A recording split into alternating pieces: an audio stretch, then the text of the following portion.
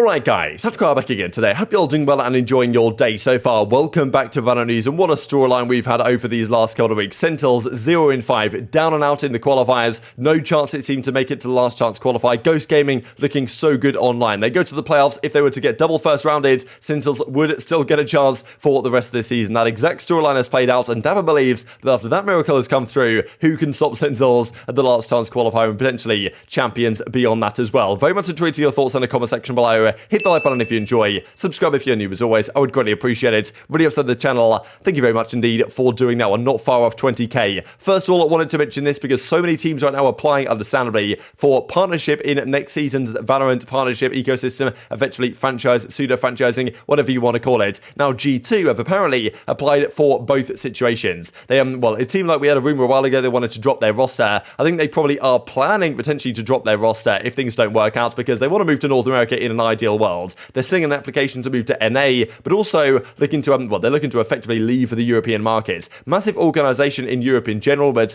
in an ideal world, I think they feel like they want to be in the North American side. If they don't get a North American franchise spot, I guess they will stay in Europe if they get declines, but maybe only a couple of their players will stay on that roster regardless. There's also some details here. An article comes out. G2 is aiming towards North America, but yes, these are some further details. Free entry for the organizations. It doesn't cost anything for these teams to enter in, but they do commit to 4 years to compete in the league. That is rather a long time, right? We don't really know when the kind of expansion might come through, but if there are only 10 teams in each region there, 4 years for these teams to lock in for is rather a long period of time. We don't know what will happen to other teams that want to come through as a result. They're going to have to wait 2, 3, 4 years to kind of, do another application and enter again. It's a bit of an interesting one, but I'm sure we'll see some further updates on this in the coming days. Now, of course, it's not just G2 that are applying in North America, Europe, but also so many other organizations are applying all across the board. I'm pretty sure yesterday in North America, at least, was the deadline for teams to submit their applications, and pretty much everyone you want to consider might have put one in, has basically put one in, right? Even Shopify Rebellion, the likes of a Crew, they're putting one in, because why not, right? To at least be on the radar of Riot. If you don't put one in, then you're not going to actually be able to get it, right? So Sentinels, they've applied for the partner application, is submitted. I'd be surprised if they don't get it, to be honest, given their reach, and especially because they made the last chance qualifier now. This also from the Guard, they've put in kind of their application as well, and they're basically just showing off here with the top of this stadium here with the Valorant logo, the Guard logo,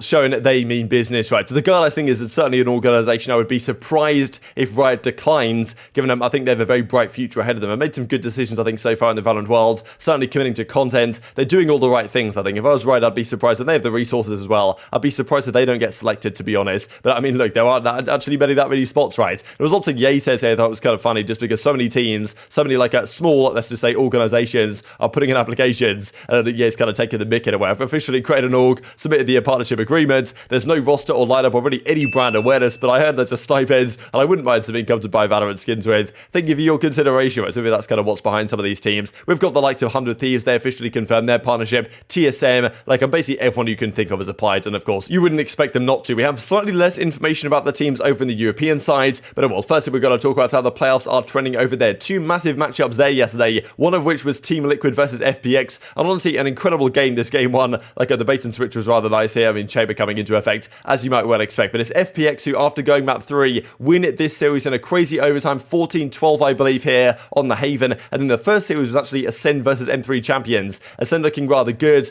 at the last few weeks or so. M3 champions lucky to even make it to the playoffs, but they come through, form a Gambit lineup, and take down Ascend a pretty comfortable 2-0 in the end. So they move on. It's FPX that move on in the other side of the bracket. Team Liquid down to the losers bracket, and that now looks like this. So Guild versus M3 champions. The winner of that goes through to the upper final, and the upper final teams are guaranteed, I guess, top 3 in this tournament, and top 3 is good enough to qualify for Masters. So whoever wins out of Guild and M3 champions, I'm not sure who to favour there, but Guild, I'm pretty sure, won that matchup the first time around, so I might just about take them actually and see M3 champions make some sort of a losers run here. And then Fnatic FPX on the other side, I think I just have to take Fnatic, but anyway, the winner of those 2 series will go to the upper finals, and that should be top 3 secured and qualification guaranteed all the way through to Masters as well. So some big series coming up today. But North America, we had a massive couple of series there yesterday. Also, the Plat Chat kind of will curse, might have come through here for the Ghost Gaming guys, because a crazy series they played up against NRG. NRG win the series 1, and this was honestly a great moment. I thought, okay, NRG win game 1, but Ghost, they're going to bounce back here in the game 2. And look at this here from Nisma. I've never really seen this done before. He gets on the rope, he gets on the zip line while defusing the bomb. And look at this, he just moves up from the zip line here, and despite the fact that the molly comes through, he's still safe while defusing on that zip line. Yes, he's taking damage there from the Viper smoke, but that's not enough, and he gets the defuse anyway. So not really seen that kind kind of strategy used before, but worked out for Ghost early on here. They got 4-0 on the Icebox game too, but that doesn't help them at all. Honestly, like, I'm pretty sure it was NRG down 12-10 in this game, and then they win plenty of rounds in a row to take it all the way back to overtime, win the first round of overtime, and eventually close out their series as well. Tex went massive. Like, honestly, like, fair play to NRG clutching up here. They didn't look great in the kind of the qualification games in the regular main event, but they turn up massively at the playoffs. But Ghost Gaming, man, like, honestly, it's incredible, isn't it, how some team can just look so good and so consistent and so dominant on, well, obviously this is still online, but in those kind of qualification games, they come to the playoffs and get 0-2, right? The plot armor that Sentinels have is honestly absolutely incredible. A lot of people predicted Ghost to, win this entire thing or get all the way through, make some sort of serious impact, but that's not the case at all. And NRG are certainly making that thought known as well. But Ghost Gaming, right, because they didn't qualify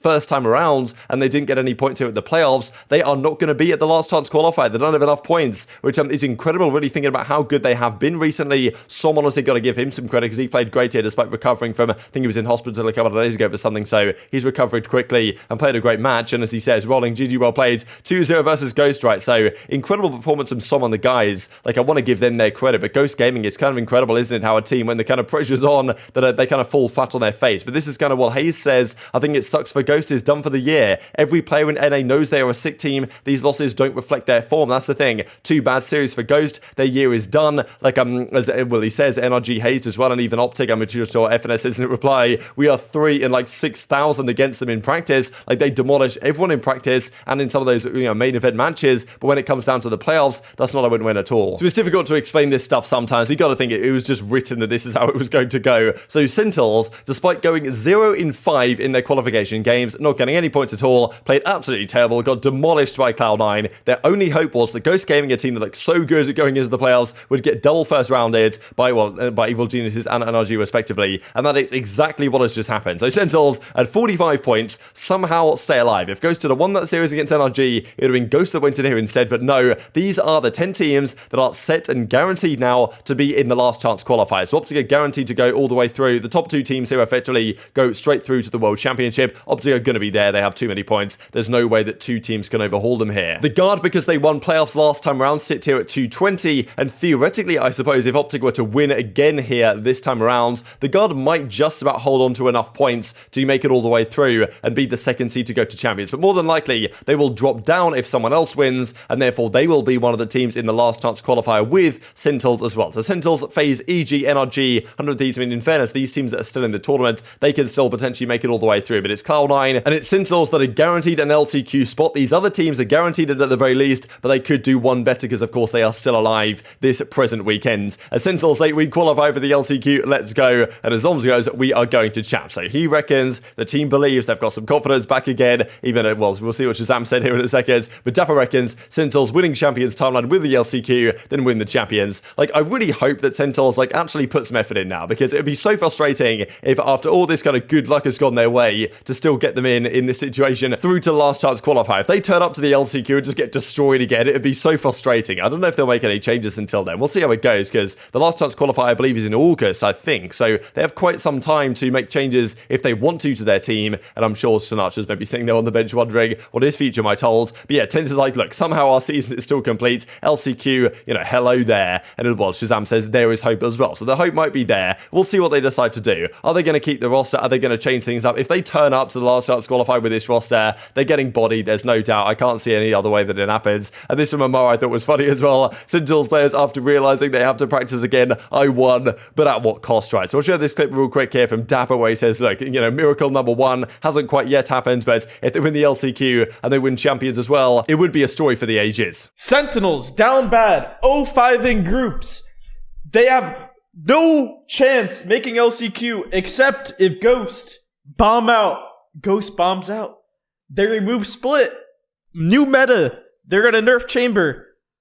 We win LCQ. All hopes are backs against the wall. We win LCQ. Oh my god, that's miracle number 1. It's like Top Gun. You need 2 miracles. That's miracle number 1. Then we go to Champions. No hope ever. Everybody thinks we're gonna bomb out. 0-5 groups. Haha, since we win Champions.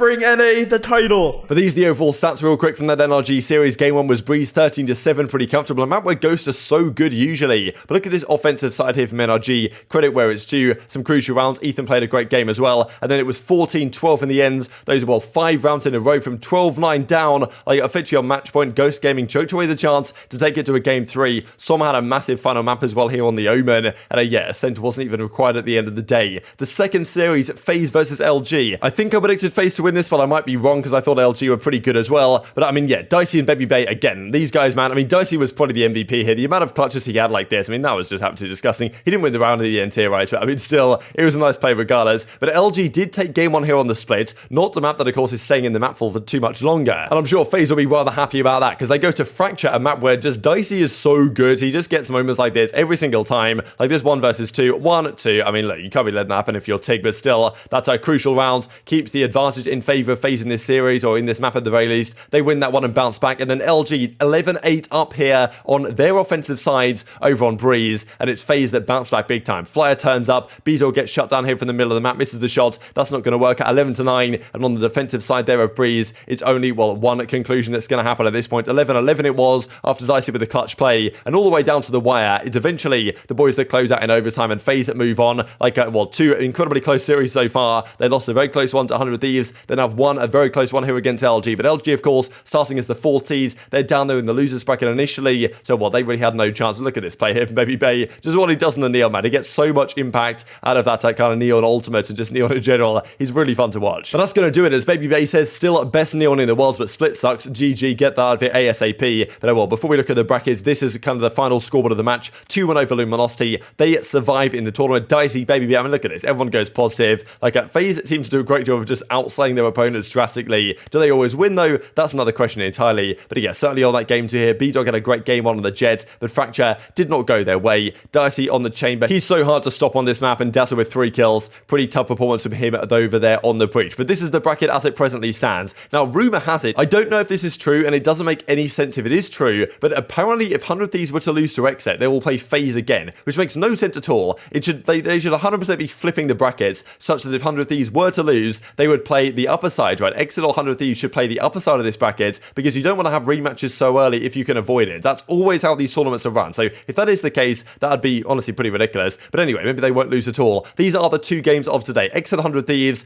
OpTic Gaming versus Evil Geniuses. Winner of both these matches guarantees themselves top 3. I think I'm going to take 100 Thieves marginally over Exit. I think they've just got the clutch factor, and then Exit are going to make some sort of run to 4th place again. And then OpTic versus Evil Geniuses, I've got to favour OpTic. It's tough to look past them. EG look very good though. I honestly think this series is more competitive than maybe it looks. They had a great matchup first time round in the main event itself, but OpTic in the pressure moments are often just that little bit too strong. But very much intrigued to your thoughts in the comment section below. Hope you guys enjoyed the video. If you did enjoy it, hit on the like button, told your YouTube gods this is a good video, others like you should see it as well, and I've grown the competitive Valorant community. Then once again, as always, take care of yourselves, and I'll see you next time.